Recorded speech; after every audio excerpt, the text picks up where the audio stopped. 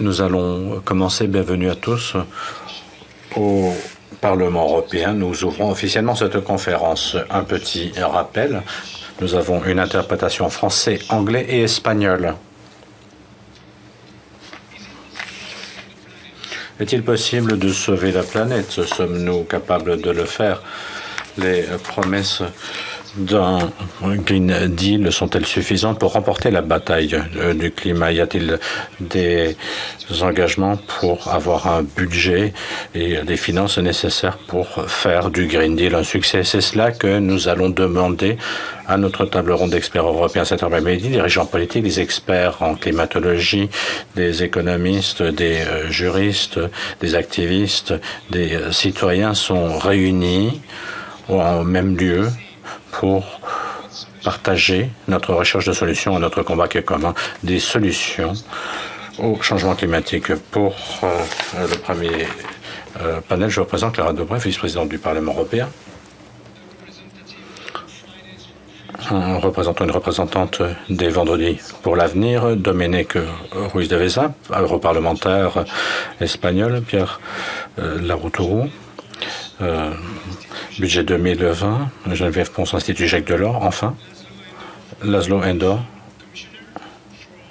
ancien commissaire à l'emploi et l'inclusion. Je donne d'abord la parole à Madame la Présidente. Merci de votre présence. C'est totalement symbolique d'ouvrir cette conférence par votre allocution. Ma question, c'est que peut faire le Parlement européen pour lutter contre le changement climatique? Merci beaucoup et merci de m'avoir invité. C'est un honneur pour moi. Que pouvons-nous faire? Seul, rien. Ensemble, tout.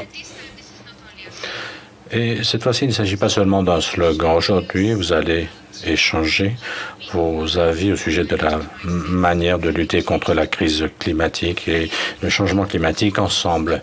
Et beaucoup de personnes prendront la parole, des experts, des scientifiques, des politiques.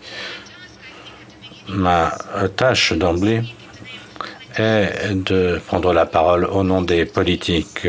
Je vais donc vous faire comprendre la manière dont réfléchit le politique. Quelles sont nos difficultés? Quelles peuvent-elles être? Car je suis une politique. Si les Européens nous ont élus, c'est parce qu'ils voulaient que nous répondions à leurs questions, que nous répondions à leurs préoccupations. Mais au bout du compte, ils souhaitent que nous tenions promesse. Et nous voulons tenir promesse. Tout politicien normal souhaite tenir ses promesses. Et nous voulons le faire car nous sentons responsables de l'avenir du monde que nous devons façonner pour offrir à nos citoyens plus de sécurité. C'est la raison pour laquelle je suis entré en politique et c'est la raison pour laquelle je me bats pour un monde plus égal et plus durable. Et nous voulons produire des résultats car, et je le dis clairement, parce que nous voulons que les électeurs nous réélisent, parce que nous voulons que notre projet, que nos idées aient une majorité dans la société.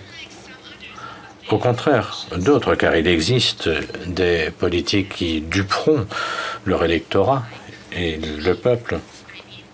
Nous voulons, le groupe socialiste-démocrate du Parlement, nous voulons convaincre les citoyens de voter pour nous, car nous produirons quelque chose. Nous pouvons produire quelque chose et nous produirons quelque chose. Mais nous sommes confrontés à certaines difficultés. L'une d'entre elles est que la planète s'est mondialisée. Les défis et les problèmes sont mondiaux. Tout seuls, les Allemands, les Français, les Hongrois ne peuvent rien faire. Ils sont faibles. Ce qui signifie que nous devons trouver une manière de travailler ensemble, car notre succès local au sein des pays des États membres dépendra de notre coopération à l'international, au niveau européen et au niveau mondial. C'est quelque chose que ces dernières années nous ont enseigné, mais qui sera encore plus crucial au cours des 2 ou 3 années à venir. Et le changement climatique représente le défi principal. Et je suis sûr que nous trouverons les armes et les moyens pour réaliser nos objectifs communs sur ce plan. Mais à ce stade, je voulais vous signaler un paradoxe qui existe en politique. Les politiques, les gouvernements, en général, ont des mandats politiques de courte durée, 3 ou 4 ans. Mais les questions et les problèmes, surtout d'ampleur internationale,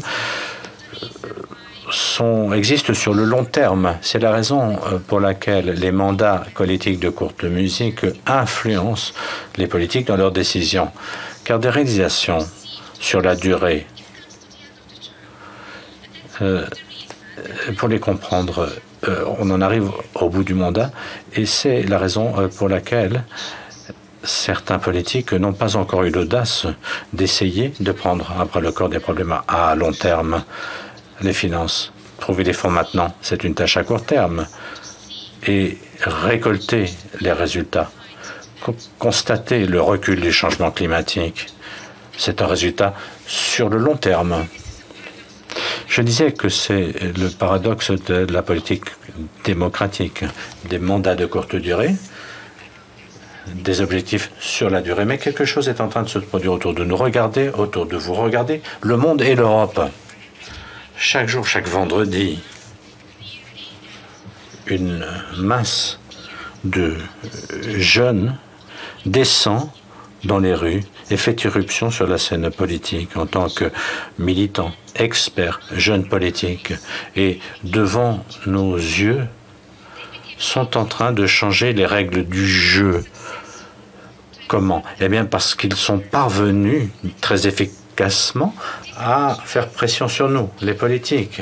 Et cette pression a pour conséquence que si nous ne prenons pas à bras le corps les défis du long terme, nous perdrons notre mandat à court terme. Et je trouve cela aussi fascinant que magnifique. Et je suis très reconnaissant au mouvement mondial de ce que vous avez réussi à faire en sorte que la majorité des politiques réfléchissent à long terme et à leur faire comprendre que leur carrière politique dépendra de ce qu'ils feront pour ces défis à long terme. Et je pense que le monde changera pour le mieux devant nos yeux et je m'en réjouis au plus haut point. Et je comprends et je sais que beaucoup ne perçoivent ou ne voient pas encore ce problème, disent qu'il n'y a pas de changement climatique, c'est de l'intoxication, sont des fake news. Je ne sais pas si c'est du cynisme ou de la bêtise, parfois les deux, mais finalement cela n'a pas d'importance. Car la seule chose qui m'importe au bout du compte, c'est que les gens qui sont ici ne sont pas bêtes.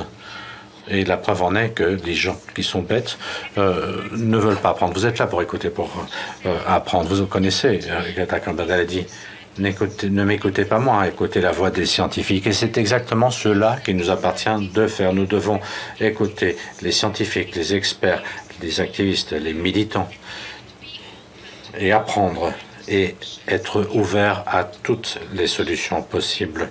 Garder toutes les portes ouvertes. C'est cela notre tâche en tant que politique et cela notre tâche au Parlement européen également. Mais, attendez, pas toutes les solutions, pas tous les types de solutions. Certaines sont inacceptables à mon sens. Jamais, je ne soutiendrai des programmes ou des projets à l'avenir ou des politiques qui souhaitent que seuls les pauvres payent la note ou les plus vulnérables. C'est une politique qui revient sans cesse. Le gros du prix de la crise économique a été payé par l'homme de la rue. Beaucoup sont tombés dans la solvabilité. Regardez ce qui s'est passé ces 10 dernières années. Les riches sont devenus encore plus riches. À présent, nous sommes confrontés aux mêmes défis. Ce sont les personnes que nous avons perdues Ce sont ceux qui ont prêté attention aux sirènes populistes qui leur montraient une voie facile vers le paradis. Je parle en mon nom propre, mais je suis sûr que mes collègues de groupe partagent mon avis. C'est la raison pour laquelle nous ne soutiendrons jamais une solution ou un financement qui doivent être pris en charge par les plus pauvres. Voilà la seule condition. Le partage de la note doit être équitable cette fois-ci. Et c'est très important car ce n'est que comme cela que nous pourrons réussir à l'emporter dans notre lutte et relever ces défis. Et nous avons besoin non seulement des scientifiques et des experts des politiques, mais nous avons besoin des gens ordinaires, des centaines de millions de citoyens ordinaires dans cette bataille. Sous réserve de cette seule condition, qui est néanmoins essentielle, je suis très heureuse d'être ici pour vous écouter, pour apprendre de vous, et j'espère que lorsqu'il s'agira de prendre des décisions, et ce moment viendra bientôt, moi-même et mes collègues du Parlement prendront des décisions avisées grâce à vous. Merci pour votre aide et merci pour votre travail.